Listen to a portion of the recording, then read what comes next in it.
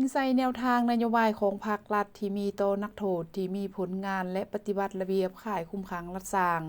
มาในวันที่18ธันวาคม2025นี้คณะกรรมการอภัยโทษแขวงหัวพัน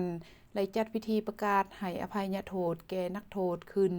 อยู่ที่ศูนย์บางลมข่ายคุมขังรัฐสร้างกองบัญชาการปกส.แขวงหัวพันโดยภายใต้การเป็นประธานของฐานอนุเรศศรีคำไซกรรมการพรรคแขวงประธานศาลประชาชนแขวง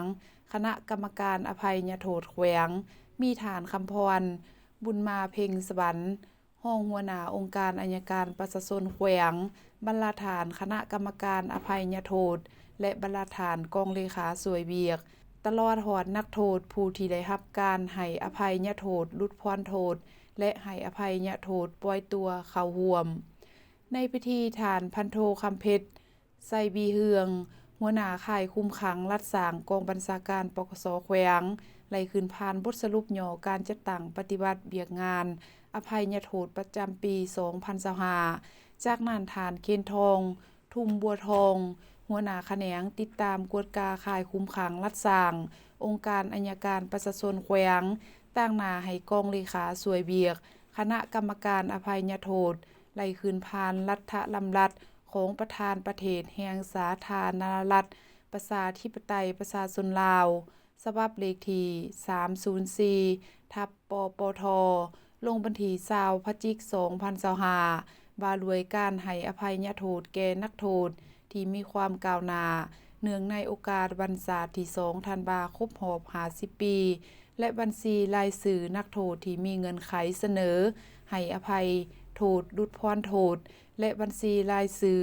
นักโทษที่มีเงื่อนไขเสนอให้อภัยโทษปล่อยตัวเนื่องในวันศาสตร์ที่2ธันวาคมปี2025ครบรอบ50 ปีของแขวงหัวพันซึ่งนักโทษผู้ที่ได้รับการให้อภัยโทษลดพรโทษและให้อภัยโทษปล่อยตัวแม่นผู้ที่มีเงื่อนไขครบถ้วนตามมาตรา9 10 11และมาตรา12ของรัฐบัญญัติของประธานประเทศฉบับเลขที่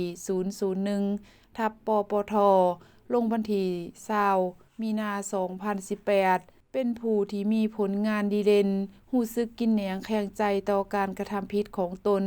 และปฏิบัติระเบียบของข่ายคุมขังรัฐสร้างอย่างเข้มงวดนักโทษที่ได้รับการให้อภัยโทษครั้งนี้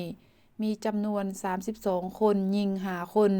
ข้อหาค้าขายและมียาเสพติดไว้ในครอบครองทั้งหมดในนั้นนักโทษที่ได้รับการให้อภัยโทษลดพรโทษมีจำนวน30คนหญิง5คนและนักโทษที่ได้รับการให้อภัยโทษปล่อยตัวมีจำนวน2คนหญิง0คนให้เกียรติขึ้นมอบใบอย่างยืนโดยแม่นฐานอนุเรศศรีคำไซ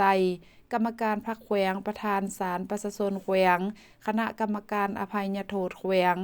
นักโทษที่ได้รับการให้อภัยโทษยังไหลแสดงความรู้สึกของตนเองต่อแนวทางนโยบายของภาครัฐที่มีต่อพวกตนในครั้งนี้